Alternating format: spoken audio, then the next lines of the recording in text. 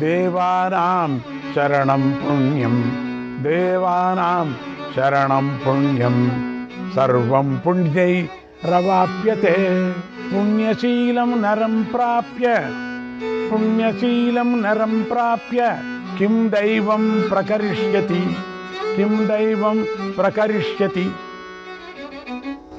దేవతలకు పుణ్యమే ఆశ్రయమే ఉంది. పుణ్యం చేతనే సర్వము లభిస్తుంది. కనుక పుణ్యాత్ముడైన మనుష్యుడిని దైవం ఏం చేయగలుగుతుంది? పుణ్యాత్ముడిని దైవం ఏం చేయలేదు. కనుక పుణ్యం సంపాదించుకోవాలి.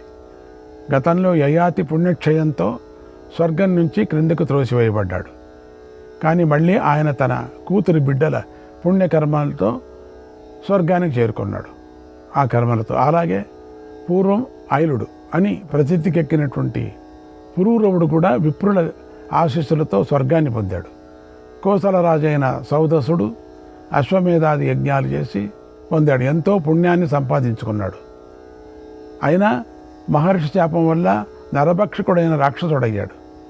అశ్వత్థామ పరశురాముడు అనేటువంటి మహాత్ములిద్దరూ కూడా ఋషిపుత్రులు, వెలువిద్యలో నిపుణులు. ఈ లోకంలో వీరిద్దరూ కూడా గొప్ప పుణ్యకర్మ చేశారు. చేసి కూడా స్వర్గలోకానికి వెళ్ళలేకపోయారు. అలాగే వసురాజు రెండవ ఇంద్రుడిలాగా వెలిగిపోయాడు. 100 యాగాలు చేశాడు. అయితే ఏం లాభం? ఒకే ఒక్క అబద్ధం చెప్పాడు. దాంతో ఆయన పాతాళ లోకానికి వెళ్ళాడు. విరోచన కుమారుడు బలి. ఆ బలిచక్రవర్తిని దేవతలు ధర్మపాశాలతో బంధించారు.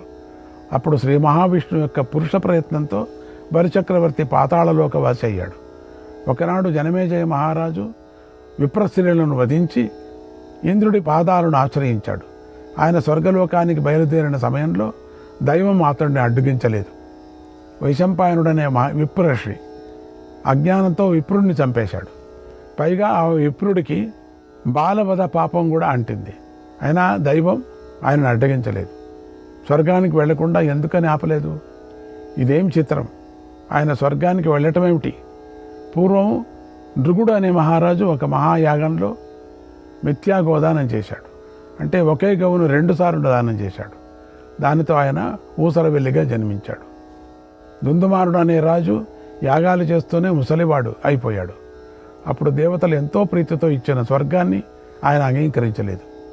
ఓ ధర్మరాజా, ఆ ధృతరాష్ట్ర కుమారులు మహాబలవంతులు. వారు మీ రాజ్యాన్ని అపహరించారు. దాన్ని మళ్ళీ మీరు మీ భుజబలంతోనే తిరిగి సంపాదించుకున్నారు. కానీ దైవం వల్ల కాదు. అలాగే మునుల విషయాన్ని చూడు. తపోనియమాలు, తీవ్రమైన వ్రతాలను పాటించే మునులు అందరూ దైవబలంతోనే శపిస్తున్నారు కూడా. కర్మబలంతో శపించడం లేదా? కర్మబలంతోనే శపిస్తున్నారు కదా. లోకంలో మరీ దుర్లభమైనటువంటి సుఖభోగమంతా ఒక పాపిని చేరినా వెంటనే తొలగిపోతుంది. అది ఆ పాపి వద్ద నిలటం లేదు కదా. లోభమోఘ సమాపన్నం, లోభమోఘ సమాపన్నం నదైవం త్రాయతే నరం, నదైవం త్రాయతే నరం. కనుక లోభమోహాలకు లోలైన నరుడిని దైవం రక్షించలేదు. నిపుణమైన గాలి సహాయంతో పైకెగసి మహా అగ్నిగా మారిపోతుంది. అలాగే పురుష ప్రయత్నంతో చేసిన కర్మ దైవబలంతో చక్కగా వృద్ధి చెందుతుంది. యథా తైల క్షయాత్ దీపః, యథా తైల క్షయాత్ దీపః ప్రక్రాసముపగచ్చతి, ప్రక్రాసముపగచ్చతి తథా కర్మ క్షయాద్ దైవం ప్రక్రాసముపగచ్చతి, ప్రక్రాసముపగచ్చతి. నూనె అయిపోతే దీపం ఆరిపోతుంది కదా. అలాగే కర్మ క్షీణిస్తే దైవ ఫలం నశిస్తుంది. ఈ ఉదాహరణనే అన్వయించుకోవాలి. ప్రయత్నం చేయని వాడు పెద్ద ధనరాశిని పొందినా, భోగాలను స్త్రీలను పొందినా అనుభవించలేడు, నశిస్తాడు. నిత్యము ప్రయత్నశీలుడు మహాత్ముడు అయిన పురుషుణ్ణి దేవతలు రక్షిస్తూ ఉంటారు. అప్పుడు అతడు చక్కగా తాను సంపాదించుకున్న సంపదలను అనుభవిస్తాడు. దానాలతో ధనాన్ని చక్కగా వ్యయం చేసిన సజ్జనుడిని అతడి కర్మఫలంగా దేవతలు కూడా ఆచరిస్తారు, అతడిని అనుగ్రహిస్తారు, అతడి ఇంటిలో ఉంటారు. అప్పుడు అతడి ఇల్లు మనుష్యలోకంలో గొప్పదై ఉంటుంది, దేవలోకంలా కనిపిస్తుంది.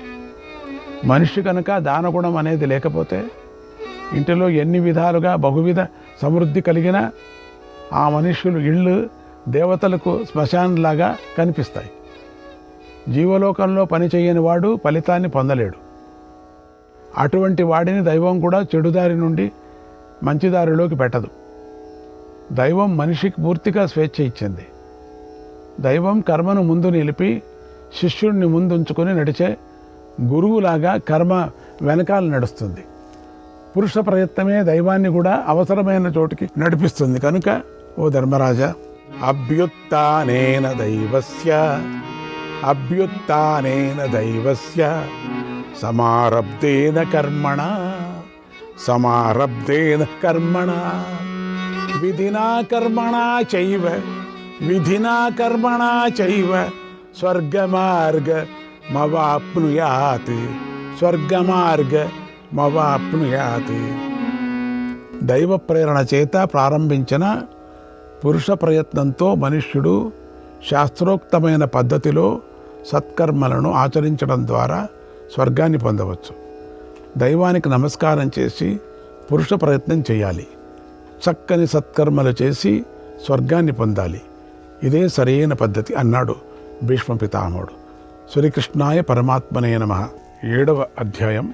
ధర్మరాజు ఇలా అడిగాడు, ఓ భరతశ్రేష్ఠ, మహాత్ములలో నువ్వు చాలా గొప్పవాడు కనుక నాకు సమస్త శుభకర్మల ఫలాల గురించి వివరంగా చెప్పు అని అడిగాడు. శుభకర్మ ఫలాలు, మనం మాటిమాటికి కర్మం అంటామే. కర్మం అనేది చాలా పెద్ద సబ్జెక్ట్. అది ఆయన ఇక్కడ శుభకర్మ ఫలాలు తెలుసుకుంటే చెడు కర్మ ఫలాలు మనకే తెలిసిపోతాయి, దానికి విరుద్ధమైనటువంటివి. అప్పుడు భీష్ముడు ఇలా చెప్తున్నాడు, మహారాజా, మనుష్యులు మరణానంతరం చిరకాలంగా తాము కోరుకుంటున్న ఏ గతులను పొందుతారో విను. ఏన శరీరేణ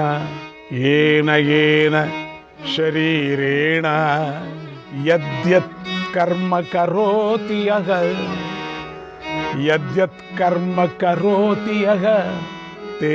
తేన శరీరేణ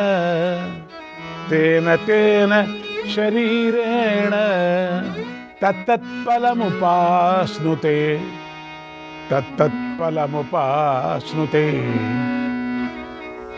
ఎవడు ఏ శరీరంతో ఏ పనులను చేస్తే తాము ఆయా శరీరాలతో ఆయా కర్మ ఫలితాన్ని అనుభవిస్తాడు.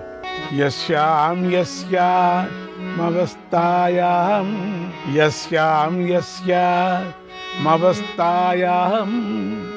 యత్కరోతి శుభాశుభం తస్యామవస్థాయాం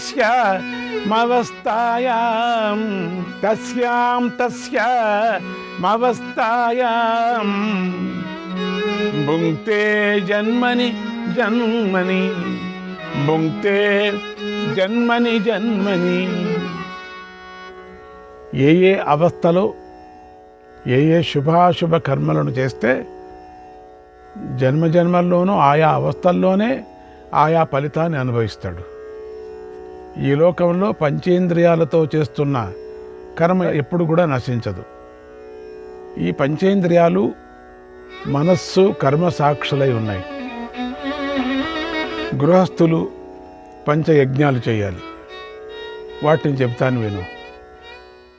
అతిథిని ప్రసన్న దృష్టిలో చూడటం, మన ఇంటికి వచ్చిన వాళ్ళను బంధువులే కానీ ఎవరే కానీ ప్రసన్నమైన మంచి దృష్టితో చూడాల. విచిత్రంగా మాట్లాడటం, వాళ్ళతో బయటే కూర్చోబెట్టడం, వాళ్ళకి అవమానం చేయటం, ఇవన్నీ చేయకూడదు. మనస్సుతో కూడా సేవించటం, యథార్థంగా మాట్లాడటం, వెళుతూ ఉంటే వెంట నడవటం, సత్కరించటం అనే ఈ 5 దక్షిణలు గృహస్థులు చేయాలి. ఇది గృహస్థుల యజ్ఞం. పరిచయం లేకపోయినా పర్వాలేదు, అలసిపోయిన బాటసారికి అన్నం పెట్టాలి, అతన్ని ప్రసన్న దృష్టితో చూడాలి. అలాంటి వాటికి మహాపుణ్యఫలం లభిస్తుంది. వానప్రస్థులే జీవిస్తూ అరుగులపై పడుకునే వారికి మరుసటి జన్మలో మంచి ఇళ్ళు శయ్యలు లభిస్తాయి. నారచీరలు నారవస్త్రాలు ధరించిన వారికి మరో జన్మలో మంచి బట్టలు ఆభరణాలు దొరుకుతాయి.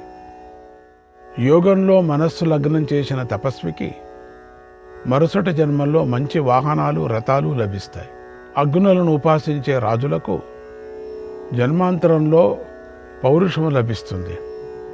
రసాలను వదిలేసిన వాడు అంటే నాలుకను అదుపులో పెట్టుకున్నవాడు సౌభాగ్యాన్ని పొందుతాడు. మాంసాన్ని విడిచిపెట్టినవాడు పశువులను పుత్రులను పొందుతాడు. తలక్రిందులుగా కానీ నీటిలో నిలబడి కానీ ఎప్పుడూ ఒంటరిగా కానీ శయనించిన వాడు కోరుకున్న గతిని పొందుతాడు. పాద్యమాసన మేవాత పాద్యమాసన మేవాత దీపమన్నం ప్రతిశ్రయం దీపమన్నం ప్రతిశ్రయం దద్యాదదితి పూజార్థం దద్యాదదితి పూజార్థం సయజ్ఞక పంచదక్షిణక సయజ్ఞక పంచదక్షిణక. అతిథి పూజలో పాద్యాన్ని ఆసనాన్ని దీపాన్ని అన్నాన్ని వసతి గృహాన్ని ఇవ్వాలి. అది పంచదక్షిణల గల యజ్ఞం.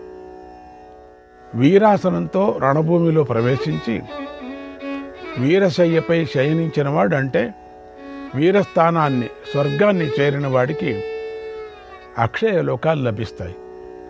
కోరికలన్నీ తీరుతాయి. ధనం లభేత దానేన ధనం లభేత దానేన మౌనేనాజ్ఞాం విశాంపతే మౌనేనాజ్ఞాం విశాంపతే ఉపభోగాంశ్చ తపసా ఉపభోగాంశ్చ తపసా బ్రహ్మచర్యేణ జీవితం బ్రహ్మచర్యేణ జీవితం బ్రహ్మచర్యేణ జీవితం. ఓ మహారాజా, దానం వల్ల ధనం లభిస్తుంది. మౌనం వల్ల ఆజ్ఞాపించగల శక్తి లభిస్తుంది. తపస్సుతో ఉపభోగాలు లభిస్తాయి. బ్రహ్మచర్యంతో ఆయస్సు లభిస్తుంది. అహింసా వ్రతాన్ని ఆచరించటం వల్ల రూపం, ఐశ్వర్యం, ఆరోగ్యం లభిస్తాయి. పండ్లను దుంపలను తినేవాడు రాజ్యాన్ని పొందుతాడు. నియమాలను పాటిస్తూ కేవలం ఆకులను తినేవాడు స్వర్గాన్ని పొందుతాడు. నియమాలను పాటిస్తూ ప్రాయోపవేశం చేసినవాడు ఎల్లప్పుడూ సుఖాన్ని పొందుతాడు. శాకాహార దీక్ష తీసుకున్నవాడు గోబలాన్ని పొందుతాడు. కేవలం నియమాలను పాటిస్తూ గరికను మాత్రమే తినేవాడు స్వర్గాన్ని పొందుతాడు.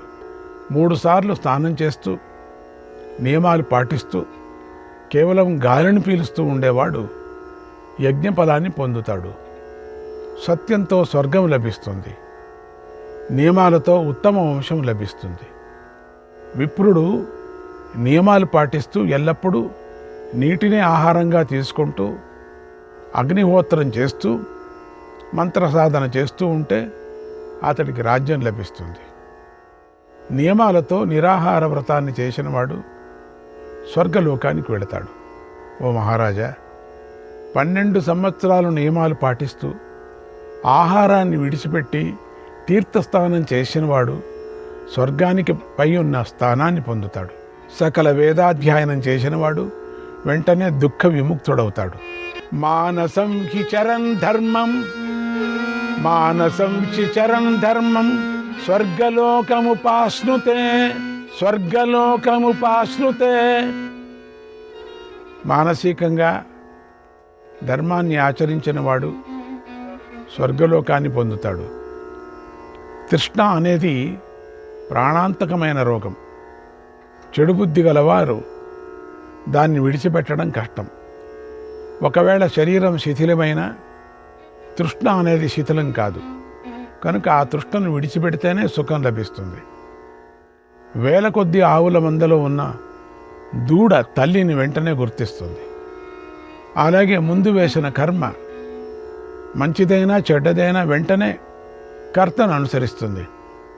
దీనిని గ్రహించు. అచోద్యమానాని యథ పుష్పాణి చ ఫలాని చ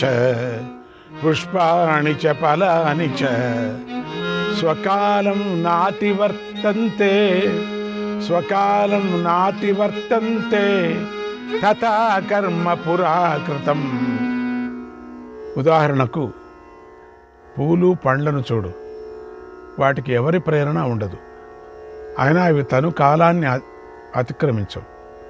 తన కాలాన్ని దాటకుండా పూలను పూస్తూ ఉంటాయి, పండ్లను కూడా ఇస్తూ ఉంటాయి. అలాగే పూర్వం చేసిన కర్మ తగిన సమయంలో ఫలితాన్ని ఇస్తుంది. మనిషి ముసలివాడవుతూ ఉంటే వెంట్రుకలు రాలిపోతాయి, పెరిగే కొద్దీ దంతాలు కదిలి శిథిలమైపోతాయి, కళ్ళు చెవులు కూడా శక్తిని కోల్పోతాయి. కానీ ఒక్క తృష్ణయే శిథిలం కాదు. ఏన ప్రీణాతి పితరం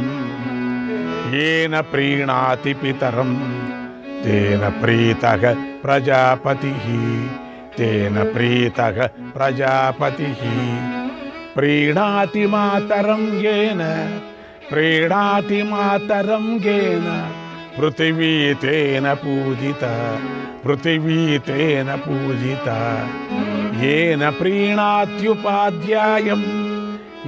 प्रीणात्युपाध्यायं तेन स्यात् బ్రహ్మ పూజితం.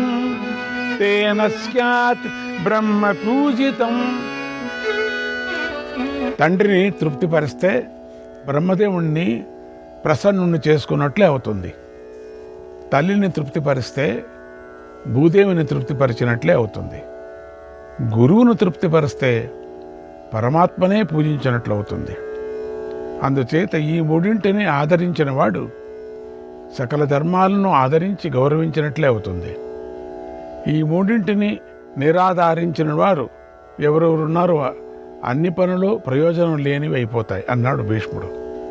ఓ జనమేజయ మహారాజా, ఈ మాటలు విని అందరూ ఎంతో ఆశ్చర్యపోయారు. మనస్సులో ఎంతో ఆనందించి ప్రసన్నులయ్యారు. మంత్రాలను ప్రయోజనం లేకుండా ఉపయోగిస్తే వచ్చే పాపం, సోమాన్ని వ్యర్థంగా నూరి రసాన్ని తీస్తే వచ్చే పాపం, అగ్నికి వ్యర్థంగా ఆహుతులను ఇవ్వటం వల్ల వచ్చే పాపం, ప్రయోజనం లేకుండా అక్కర లేకుండా మాట్లాడిన మాటల వల్ల వస్తుంది. అక్కర్లేనటువంటి మాటలు మాట్లాడుతుంటారు చాలామంది, నొప్పి చేసే మాటలు. అవి మహాపాపానికి దారితీస్తాయి, కానీ ఆ క్లిష్ట పరిస్థితిని మాత్రం ఎవరూ సరిపెట్టలేరు.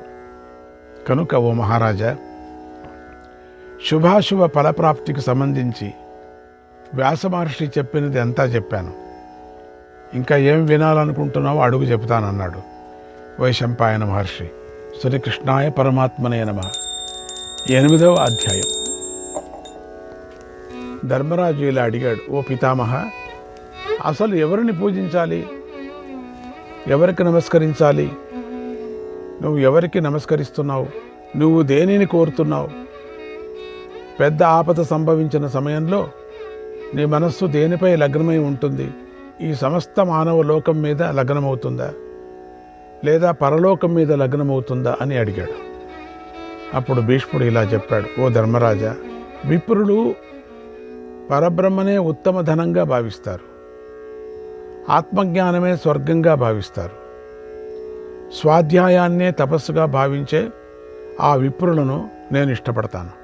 వారంటే నాకు ఎందుకింత ఇష్టమంటే, చిన్నపిల్లల నుండి వృద్ధుల వరకు అందరూ తరతరాలుగా వంశాచారంగా వస్తున్న ధర్మభారాన్ని మోస్తూ ఉంటారు.